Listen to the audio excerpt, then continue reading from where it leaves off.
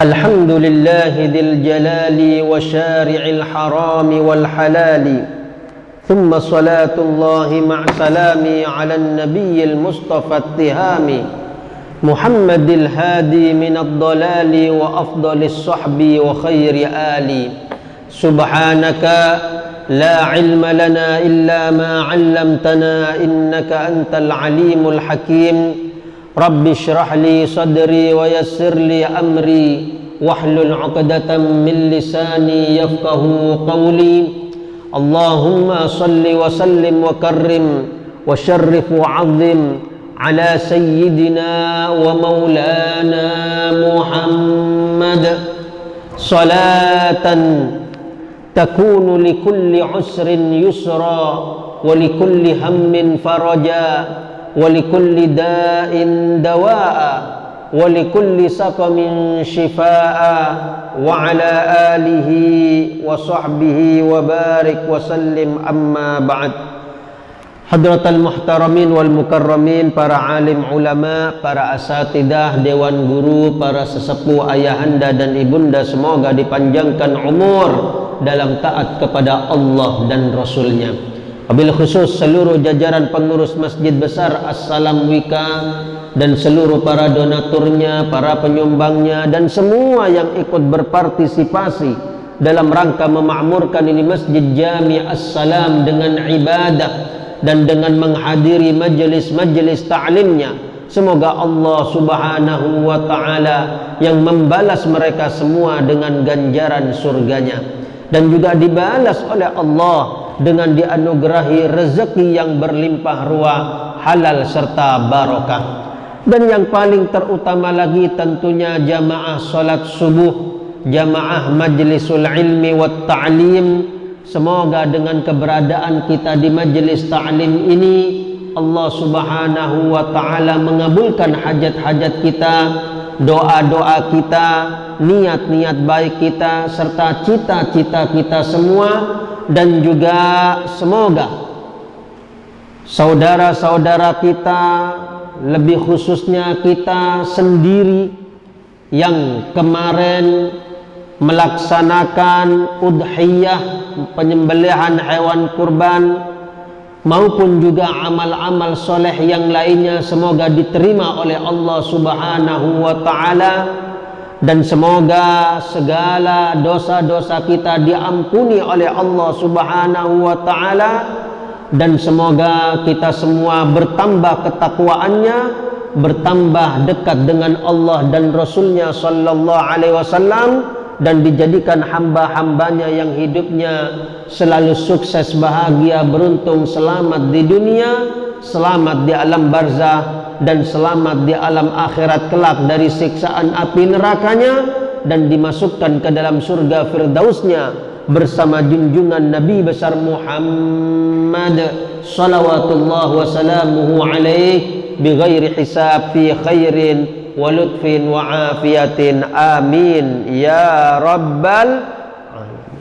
Ma'asyiral muslimin wal muslimat, hadirin wal hadirat, mustami'in wal mustami'at, bapak-bapak, ibu-ibu, jamaah majelis ta'lim di Masjid Jami As-Salam rahimakumullah.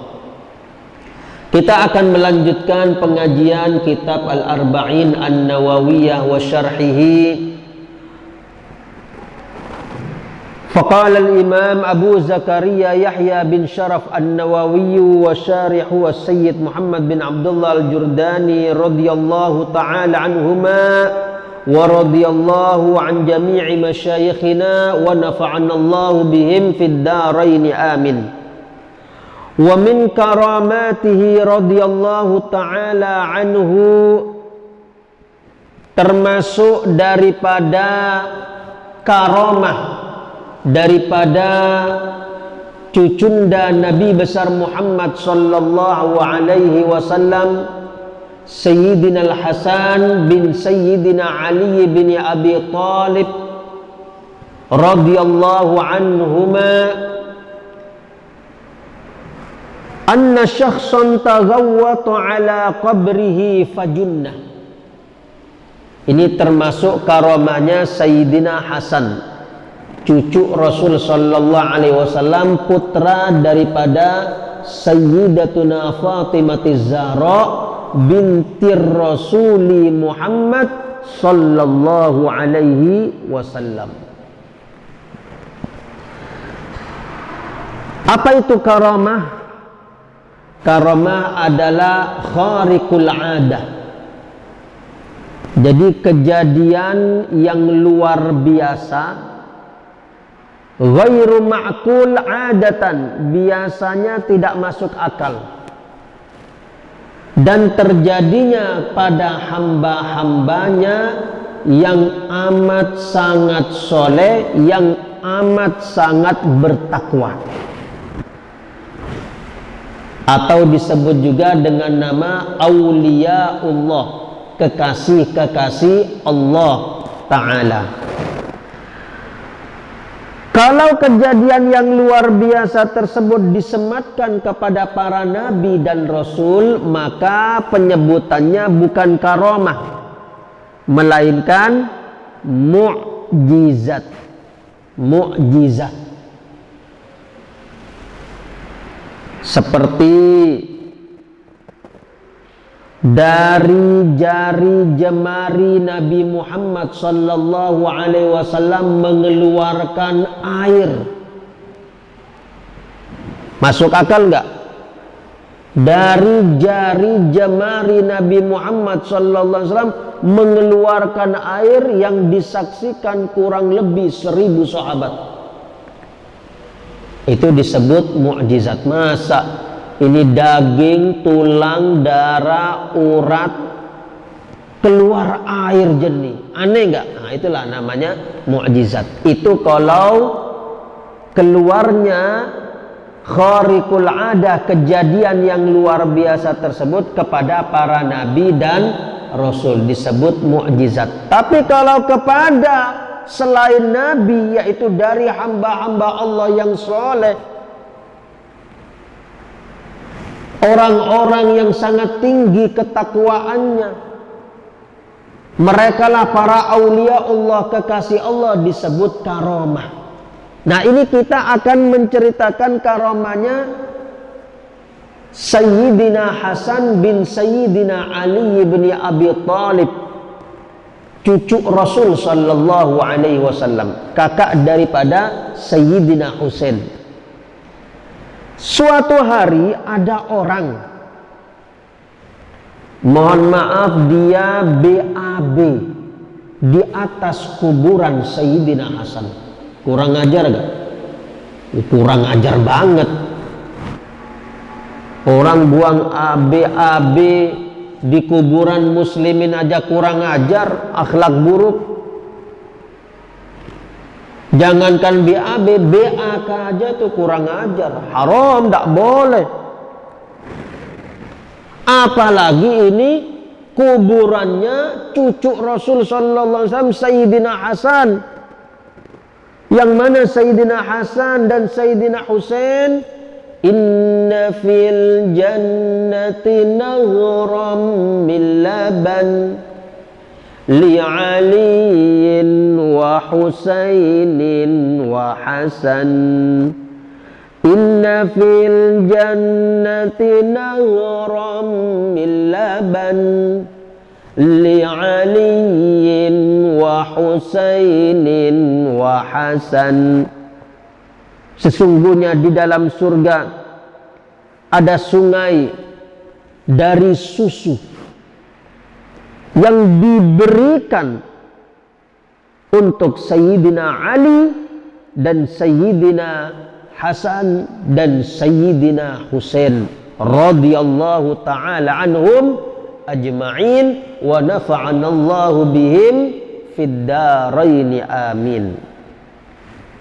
Sayyidina Hasan sudah jelas masuk surga. Mohon maaf, makom beliau ada orang kurang ajar.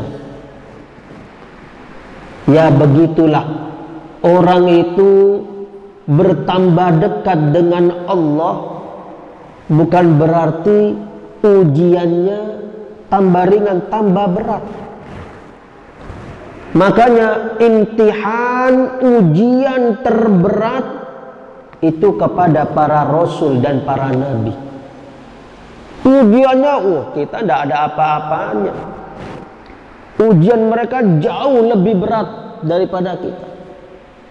Rasulullah SAW ujiannya lebih besar lagi. Dituduh sahir, tukang sihir, dituduh majnun, orang gila, bahkan sudah berapa kali mau dibunuh. Kita alhamdulillah sama Allah tentram, nyaman, adem. Semoga Allah selamatkan kita di dunia dan juga di akhirat. Nah, ini Sayyidina Hasan, ada orang rupanya gak suka dengan Sayyidina Hasan. Mohon maaf, dia BAB di atas kuburannya, saking bencinya dengan Sayyidina Hasan. Ini kan orang sangat jahil sekali kalau orang seperti ini. Na'udzubillahi min dzalik. Maka tak kala dia BAB di atas kuburannya, fajunna, langsung gila. Langsung gila. Wa ja'ala yanbahu kama yanbahul kalbu. Kemudian ini orang menggonggong saja kerjaannya, seperti gonggongannya kalbun. Apa kalbun? Anjing, ya. Setiap waktu gonggong terus. Na'udzu, sudah gila, yang diomongin ya cuma suara kalbun. Wuk wuk wuk wuk wuk wuk wuk. Na'udzubillahi min dzalik. Tsumma mata, sampai mati. Seperti itu keadaannya. Fasumi'a min qabrihi wa huwa ya'fi. Na'udzubillahi ta'ala min sakhati. Setelah mati dia dikubur. Lalu banyak orang mendengar ini mayat melonglong dari dalam kuburnya. Ya Allah, siksaannya bertubi-tubi. Sampai dikubur disiksa, keluar suara melonglong, mungkin kayak serigala. Oh, ya Allah. Na'udzubillah, thumma na'udzubillahi min dzalik. Makanya tidak boleh kita membenci ulama, tidak boleh kita membenci para habaib. Wajib kita mencintai kedua-duanya. Para habaib, para habib, mereka adalah dzurriyyatun Nabi Muhammad sallallahu alaihi wasallam. Mereka adalah keturunan Nabi Muhammad sallallahu alaihi wasallam. Wajib kita cinta. Kalau ada perbuatan yang haram dilakukan oleh seorang habib, maka perbuatannya yang kita benci. Orangnya tetap kita cintai. Jangankan habib, orang biasa saja. Kita ngelihat saudara kita muslim, dia suka minum minuman khamr, suka mabuk-mabukan, suka berzina. Yang kita benci perbuatannya, bukan orangnya. Ya kalau sama orangnya akhirnya kita tidak mau mendekat dengan dia. Siapa yang mau mendakwahi mereka? Kasihan. Makanya ada sebagian ustadz yang terjun mendakwahi mereka. Dulu almarhum Ustadz Jeffrey Al-Bukhari rahimahullah ta'ala dekat dengan para selebritis, para artis, dekat. Harus ada ustadz yang dekat dengan mereka, para artis. Ada yang dekat dengan pejabat, ada yang ustadz dekat dengan orang-orang yang ahli maksiat. Harus ada. Jadi berdakwah itu di segala lini, di mana saja selalu berdakwah. Dan semuanya berdakwah, tidak semuanya harus hafal Quran dulu, harus mondok di pesantren dulu. Apa yang kita tahu, kita dakwai. Yang penting jangan berbicara yang kita tidak tahu. Ballighu anni walau ayah, sabda Rasul sallallahu alaihi wasallam. Sampaikan kepada orang lain dariku meskipun hanya satu ayat. Jadi seperti kita saat ini belajar kuliah subuh di majelis ta'lim ini, pulang beritahu istrinya, beritahu anaknya, beritahu kawannya, beritahu tetangganya, seperti itu. Apa yang mampu kita serap, apa yang telah kita fahami. Jadi bahayanya itu sangat luar biasa orang yang membenci para habaib. Ini terhabib keturunan Nabi Muhammad sallallahu alaihi wasallam, Sayyidina Hasan. Begitu halnya membenci ulama. Kenapa? Al-ulama warathatul anbiya. Para ulama adalah pewaris para nabi. Li'annal anbiya lam yuwarrithu dinaran wala dirhama. Karena para ulama itu tidak mewarisi dinar dan dirham. Mereka tidak mewarisi dunia, harta benda, uang, pangkat, jabatan, kedudukan. Wa innama warrathul ilma. Tetapi para nabi dan rasul, mereka mewarisi ilmunya Allah, ilmu agama. Faman akhadahu faqad akhadha bihadzin wafir. Maka siapa yang mengambil ilmu agama, sungguh dia telah mengambil nasib yang paling beruntung, yang paling terbaik untuk dirinya. Maka alhamdulillah, Bapak Ibu yang senang, gemar, istiqomah hadir di majelis taklim, ini berarti kita termasuk hamba-hamba Allah yang beruntung. Kenapa? Mau mengambil ilmu agama, ilmunya Allah, ilmunya Rasulullah, ilmunya para ulama. Karena hanya ilmu agamalah yang akan membahagiakan dan menyelamatkan diri kita di dunia dan juga di akhirat. Hanya ilmu agama. Loh, kalau ilmu umum Ustaz, kalau ilmu umum mungkinnya 1000 kali akan membahagiakan, tapi cuma di dunia. Namanya ilmu umum. Walaupun bukan berarti tidak penting, ilmu penting. Pelajari dua-duanya. Cuma ilmu agama hendaknya jauh lebih banyak ketimbang ilmu umum. Tapi lihat di sekolahan lebih banyak umumnya atau agamanya? Kadang agamanya cuma mungkin 1 kali. Ya alhamdulillah ada pondok-pondok pesantren, sekolah-sekolah diniyah, majelis-majelis ta'lim yang di situ diajarkan ilmu agama Islam. Alhamdulillah. Wah, kalau banyak orang tidak ngerti ilmu agama, bahaya.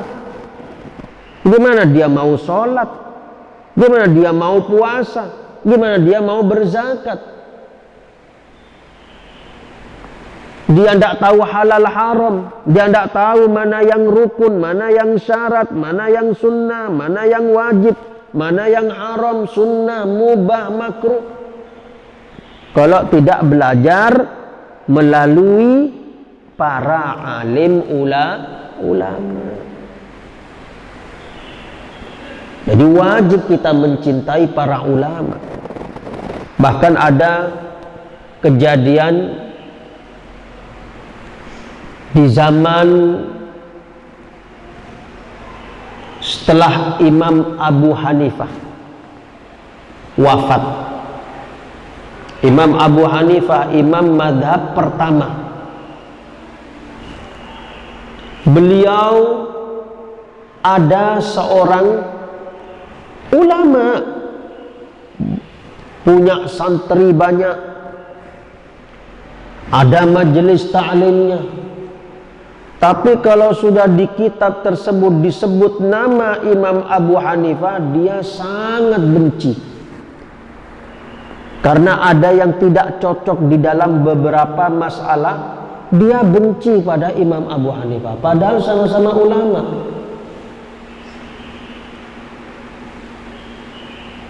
Padahal Imam Abu Hanifah sudah meninggal. Ini juga nih, ini perlu perhatian khusus. Jangan sampai membenci, apalagi menghina. Membenci saja sudah jelek, apalagi menghina, menyala-nyalakan pendapatnya para a'immah, para imam-imam besar, Imam Syafi'i, Imam Malik bin Anas, Imam Hambali, Imam Ahmad bin Hambal, Imam Abu Hanifah. Mereka ini ulama-ulama besar. Hati-hati.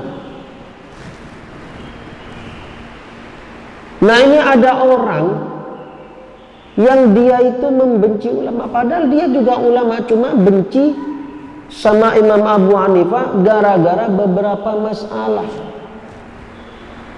Akhirnya setiap kali di situ disebut faqala al-Imam Abu Hanifah, berkata Imam Abu Hanifah, dia ganti faqala al-Imam Abu Jifah, berkata Imam Abu Jifah. Apa artinya Abu Jifah? Bapaknya bangkai. Astagfirullahaladzim. Astagfirullahaladzim. Saking bencinya dia. Akhirnya apa? Setelah beberapa kali sering dia ngomong seperti, setiap ketemu di sebuah kitab perkataan imam, pendapat Imam Abu Hanifah diganti namanya Imam Abu Jifah, bapaknya bangkai. Dapat suatu hari santri sudah kumpul, gurunya tidak datang. Keesokan harinya murid-murid jamaah sudah datang, tidak datang juga ini gurunya. Sampai 3 hari. Maka murid-muridnya tersebut pun mencari tahu, datang ke rumah gurunya. Diketok-ketok, Assalamualaikum, Assalamualaikum, tidak ada yang jawab. Tanya ke tetangganya, tetangganya juga tidak tahu. Sudah tidak ngelihat juga sudah. Akhirnya mereka apakan? Setelah musyawarah, setelah dapat kurang lebih seminggu, karena tidak ada juga, didobraklah pintu rumah gurunya ini. Setelah didobrak, tidak ada, dipanggil-panggil tidak ada, masuk ke kamar, tidak ada juga, ke dapur tidak ada juga, terakhir hammam, kamar mandi, toiletnya, sampai depan pintu keluar aroma busuk. Akhirnya didobrak. Setelah didobrak, wal'iyadzu billahi min dzalik, itu gurunya, mohon maaf, tewas di situ bersama kotorannya sendiri banyak. Na'udzubillahi min dzalik. Ini salah satu orang yang membenci ulama, yaitu al-Imam Abu Hanifah. Padahal dia orang punya ilmu juga, karena cuma membenci ulama. Apalagi dianya bukan ulama, benci ulama, wah tambah kacau. Ini juga ulama padahal, cuma pas kena ulama su, na'udzubillah min dzalik. tidak mengamalkan ilmunya seharusnya. Ilmu mengajarkan cintai ulama lah dia membenci ulama. Na'udzubillah thumma na'udzubillahi min dzalik.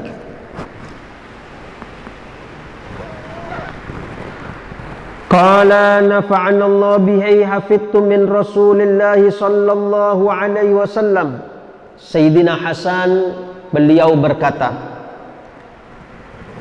aku telah hafal dari baginda Rasulullah sallallahu alaihi wasallam, kakek beliau. Apa sabda Nabi Muhammad sallallahu alaihi wasallam? Da' ma yaribuka ila ma la yaribuk. Tinggalkanlah segala sesuatu yang meragukanmu untuk menuju kepada sesuatu yang tidak meragukanmu. Ini adalah warok. Jadi meninggalkan segala sesuatu yang meragukan menuju sesuatu yang tidak meragukan. Baik itu kita ragu-ragu ini baik atau buruk, halal atau haram, dan lain sebagainya. Dan perintah ini termasuk perintah linnadbi, sunnah. Lianna tawaqqi syubhat mandub, karena meninggalkan hal-hal yang syubhat, yang samar-samar, tidak diketahui ini halal atau haram, maka lebih baik ditinggalkan. Itu mandub, itu disunnahkan, itu yang terbaik seperti itu. Contoh, falau syakka fi tulu'il fajri fi Ramadan jaza lahu an yatasahhar li'anna al-asla baqa'ul lail walakinnal afdal lahu an la yatasahhar. Misalnya kita ragu-ragu, ini sudah terbit fajar shadiq atau belum, ini sudah masuk waktu subuh atau belum, ragu-ragu kita. Ini khususnya kalau jauh dari masjid, tidak dengar adzan dikumandangkan, tidak punya jam. Tapi kalau sekarang, kalau seperti kita di kota, alhamdulillah banyak masjid, dikumandangkan adzan, banyak tahu, banyak punya jam. Ada juga yang punya jadwal waktu sepanjang masa, taruh di rumahnya, alhamdulillah, termasuk di HP. Tinggal download saja, DF, digital falak, bagus itu. Waktu sholat subuh, waktu tulu terbit matahari, waktu sholat duhur, dan seterusnya.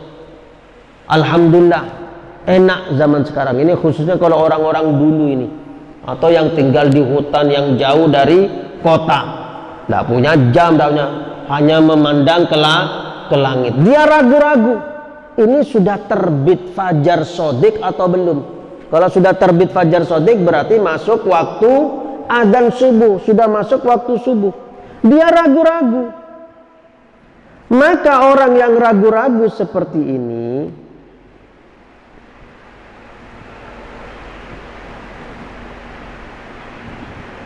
dia boleh sahur.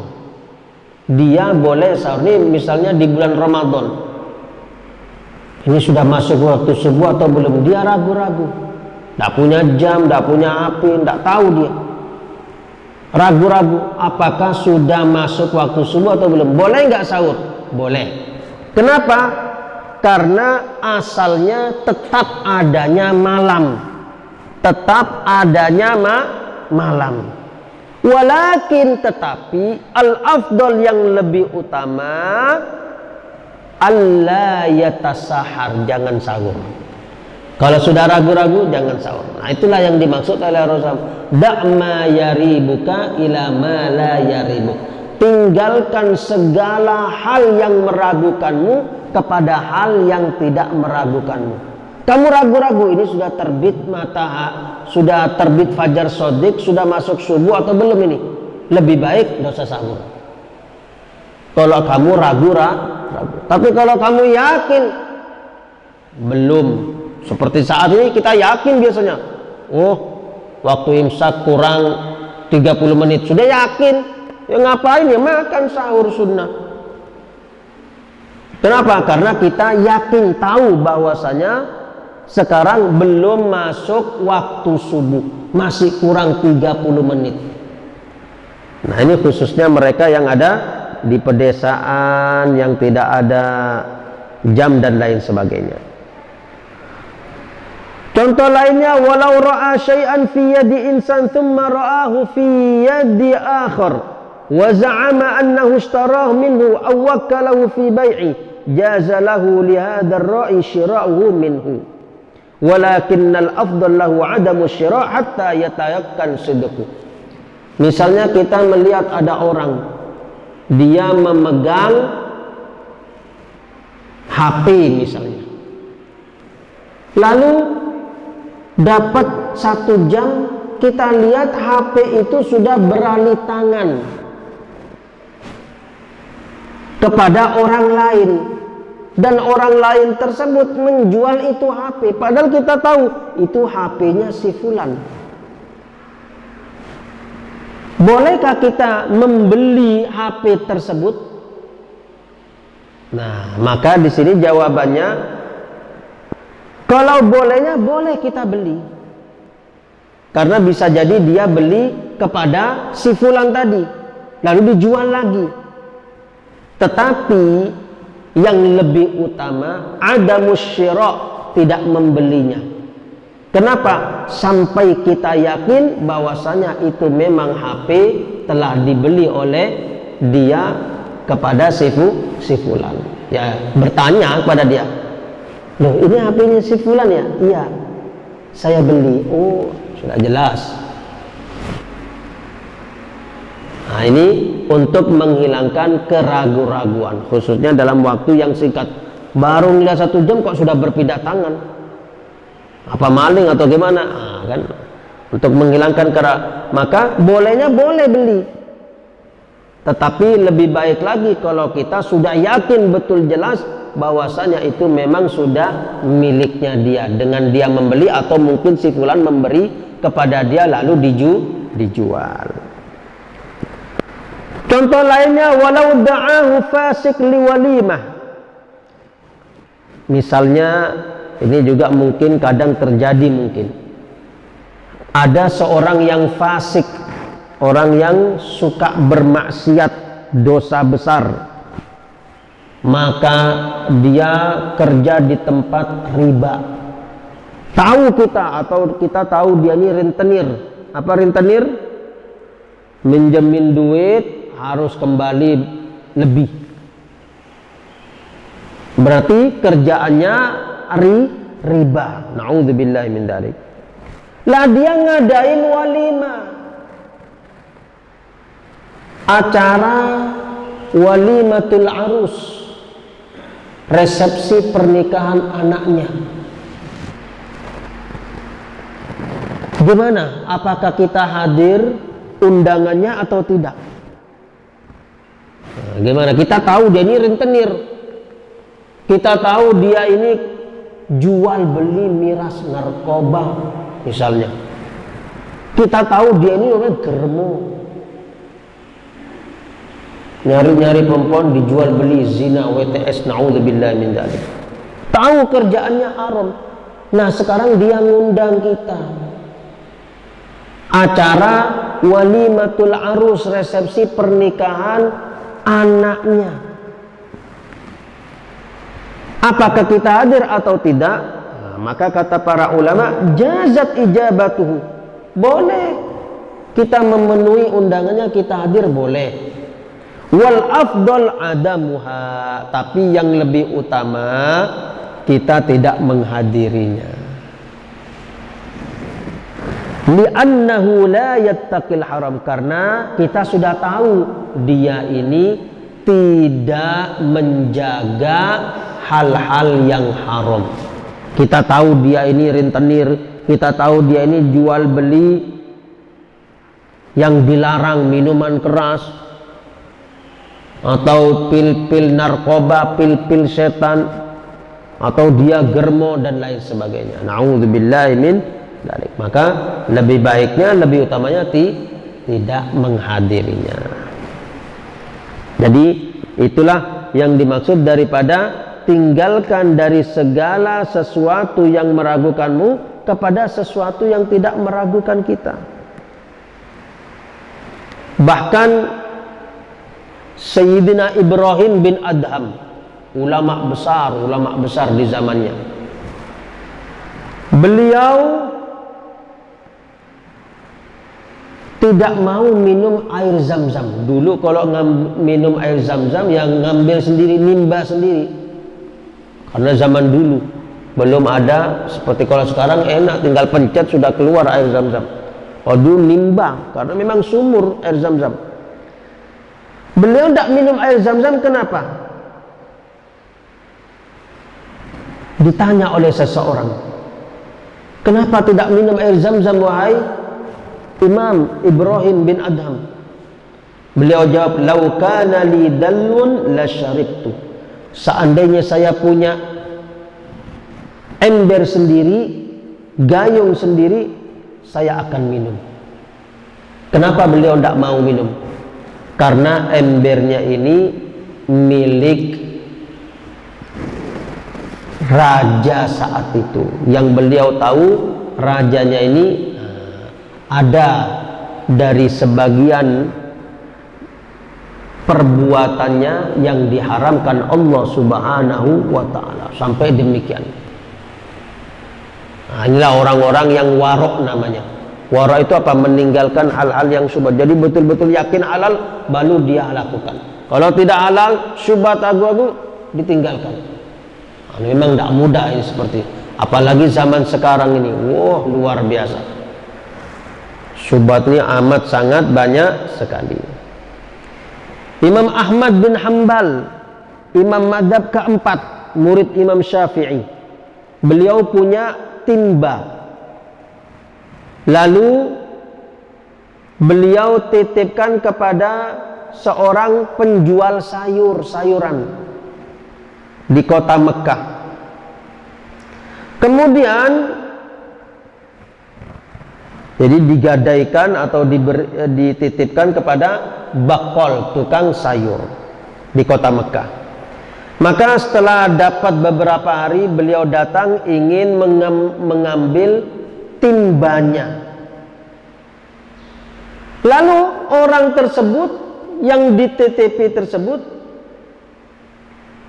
memberikan kepada Imam Ahmad bin Hanbal 2 timba, 2 ember. Khudh ayyu malak, ambil yang mana milikmu. Maka Imam Ahmad bin Hanbal ashkal alayya satya. Aku bingung, ragu-ragu aku. Yang mana ya? Yang ini atau yang ini? Ragu-ragu beliau. Akhirnya, sudahlah. Tidak usah dah. Sudah buat kamu. Tidak. Ini punyamu wahai Imam Ahmad. Ini punyamu. Aku ini cuma ingin mengujimu. Ini tukang jual sayur ini ingin menguji Imam Ahmad bin Hanbal. Kira-kira beliau mau ngambil yang mana milik dia. Dia tidak bingung, Imam Ahmad, ragu-ragu. Dan ambil aja, ini punyamu, yang ini punyamu. Saya cuma menguji kamu. Kata beliau, tidak, sudah. Saya tetap masih ragu-ragu mana milik saya. Sudah, ambil kamu aja. Wah, ini luar biasa ini. Gara-gara tidak tahu mana yang punya beliau sendiri, beliau takut milik orang lain yang diambil. Nah, ini memang orang-orang yang sudah tingkatan tingginya namanya warok, sangat meninggalkan hal-hal yang ragu-ragu. Ya, ini amalan mengamalkan hadis Rasul. Kalau sudah ragu-ragu, lebih baik ditinggalkan. Banyak ulama zaman sekarang ada, Ustaz? Ya ada, bukan banyak, tetap ada, jarang tapi orang seperti ini. Termasuk saya punya guru hafizahullah ta'ala di Jawa Timur. Guru saya membangun masjid tingkat 4 atau 5. Karena santri bertambah banyak. Sekarang santri kurang lebih 10 ribuan. Nah, Maka guru saya itu mau dikasih 2M. Ada yang mau nyumbang 2M, 2 miliar. Langsung terima? Enggak langsung diterima. Nah, kalau kita kan 2M, wah terima kasih banyak ya. Jazakumullah khairan katsira. Semoga Allah membalasmu dengan kebaikan yang banyak berlipat ganda. Enggak capek-capek minta sumbangan ke sana, ke sini, ke jalan raya dan lain sebagainya. Nyumbang 2 miliar langsung. Ya bisa langsung jadi. 2 miliar. Langsung terima sama beliau, sama guru saya. Enggak. Tapi istikharah dulu. Minta petunjuk kepada Allah. Mau diterimanya istikharah dulu. Ndak taunya ada yang bermimpi. Dari santri guru saya ada yang mimpi. Mimpinya itu kurang lebih melihat danau yang begitu indah, tetapi di dalamnya itu banyak bangkai busuk. Jernih airnya, tapi dalamnya banyak bangkai busuk. Nah, kurang lebih seperti itu mimpinya. Walhasil akhirnya minta maaf, ribuan maaf, sumbangannya belum bisa diterima. Dalam hari-hari ini belum bisa diterima. Ya akhirnya terus, tidak diterima terus memang. Cuma ngomongnya dengan santun, dengan yang lembut. Mohon maaf, belum bisa diterima. Subhanallah. Ya Allah alam, itu mungkin ada niat-niat lain, mungkin yang mau sedekah itu mungkin ada niat-niat lain kali. Allahu alam. Jadi ada orang-orang seperti itu. Guru saya itu termasuk yang luar biasa. Bahkan pernah ada pejabat di Pesuruan itu mau ngasih uang kepada guru saya. Maka beliau menolak. Tidak, saya tidak mau, Tidak usah, buat sampean aja, buat sampean. Sudah cukup, saya sudah cukup. Tidak, Habib. Terima, tolong terima, Habib. Tidak usah. Akhirnya sampai dia maksa. Sambil maksa, sambil ngomong, Habib, ini uang bukan hasil dari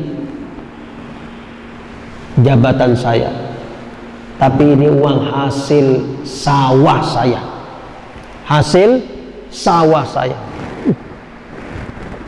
Akhirnya diterima juga sama, karena maksa-maksa terus. Diterima sama beliau. Ya sudah, saya terima, tapi terserah saya mau diapain uangnya. Enggak, Habib, terima, Habib. Terima, baru diterima oleh guru saya. Semoga Allah Subhanahu wa taala menjadikan kita semua orang-orang yang wara', menjauhi hal-hal yang haram, menjauhi hal-hal yang syubhat, tidak diketahui halal haram, apalagi yang haram. Dan semoga Allah anugerahkan kepada kita rezeki yang halal, yang thayyib, yang baik, yang banyak dan barokah. Dan rezeki tersebut kita gunakan sebagai wasilah, perantara untuk menuju ke dalam surganya Allah Subhanahu wa ta'ala. Dan semoga rezeki tersebut tidak kita jadikan sebagai jalan menuju ke dalam api nerakanya. Dan semoga kita semua menjadi orang-orang yang selamat di dunia dan juga di akhirat, dan dikumpulkan di dalam surga firdausnya bersama Rasulullah sallallahu alaihi wasallam. Rabbana atina fid dunya hasanah wa fil akhirati hasanah wa qina adzabannar. Wa sallallahu ala sayyidina Muhammad wa ala alihi wa sahbihi wa sallam. Walhamdulillahi rabbil alamin. Akhirul kalam dari saya, mohon maaf, semoga bermanfaat buat kita semua. Ihdinas siratal mustaqim. Thumma assalamu alaikum warahmatullahi wabarakatuh. Kafaratul majlis. Subhanakallahumma wa bihamdika asyhadu an la ilaha illa anta astaghfiruka wa atubu ilaik.